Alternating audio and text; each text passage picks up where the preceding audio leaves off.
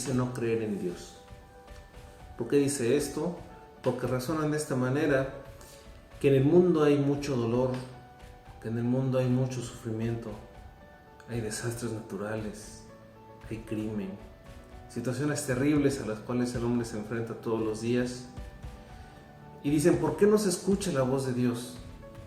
¿Por qué no se manifiesta Dios de tal manera que todo esto se termine? Que se acaben las guerras, que se acabe el sufrimiento, que se acabe el hambre. ¿Por qué no se escucha la voz de Dios de tal manera que todo esto termine? Pero el problema no es que no se escuche la voz de Dios. El gran problema es que el hombre no quiere escuchar la voz de Dios. Porque la voz de Dios está en este mundo, por medio de su palabra, por medio de la Biblia. Pero el hombre no la quiere escuchar. Las personas prefieren poner atención a otras voces antes que escuchar la voz de Dios. Les voy a platicar una ilustración. Les pido que pongan atención de tal manera que nos ayude a entender un poco mejor lo que estamos hablando. Se dice que hace algún tiempo hubo un alpinista que estaba escalando una montaña muy alta. Este hombre era un hombre muy experimentado, un hombre fuerte físicamente, mentalmente preparado, y ante su vasta experiencia que tenía en escalar, decidió hacerlo solo en esta ocasión. Decidió subir a esta montaña él solo, valiéndose solo de sus propios medios, de su propia fuerza. Entonces este hombre iba ascendiendo cuando de repente e inesperadamente se soltó una tormenta. Se desató una tormenta terrible, de tal manera que este hombre fue exigido en el límite de sus fuerzas. Tuvo que hacer acopio de toda su experiencia para no sucumbir ante esta tormenta. Pero hubo un momento en el que el camino por el cual este hombre estaba pasando se empezó a quebrar. El hielo se empezó a romper y empezó a caer este hombre. Por algunos segundos, que a él le pareció mucho tiempo, continuó cayendo,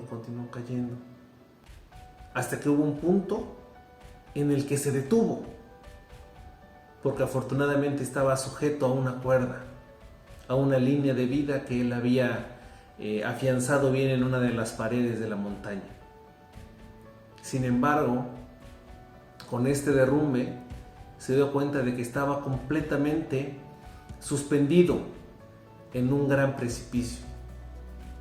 Cuando él miró hacia abajo, solo veía las nubes y la tormenta seguía fuerte. No podía alcanzar la pared de la montaña y no podía ver lo que había debajo de él. Se encontraba completamente suspendido.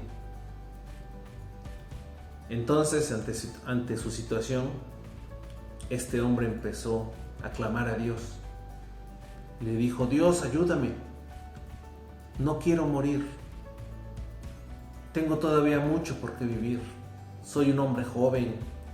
Tengo fuerzas, tengo mis facultades.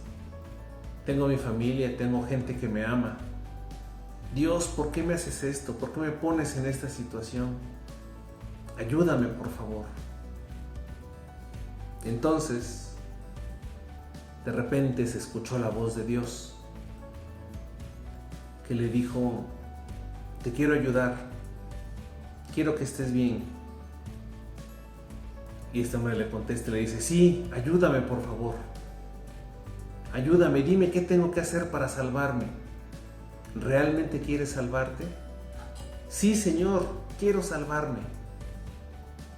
Entonces corta la cuerda, le respondió Dios.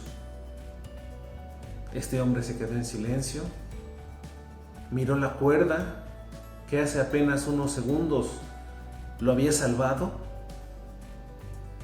Empezó a recordar a su familia, empezó a pensar en tantas cosas y le dijo: Señor, ¿por qué me pides que corte la cuerda? Y la voz de Dios le decía: confía en mí, confía en mi palabra, corta la cuerda. Entonces este hombre empezó a pensar cada vez más, mientras inconscientemente sus manos se aferraban a esta cuerda. Se dice que un par de días después, un grupo de exploradores iba ascendiendo a la misma montaña, cuando de repente se encontraron el cuerpo de un hombre que estaba congelado. Sus manos todavía se sujetaban firmemente a una cuerda que estaba suspendida a solo 1 metro del suelo.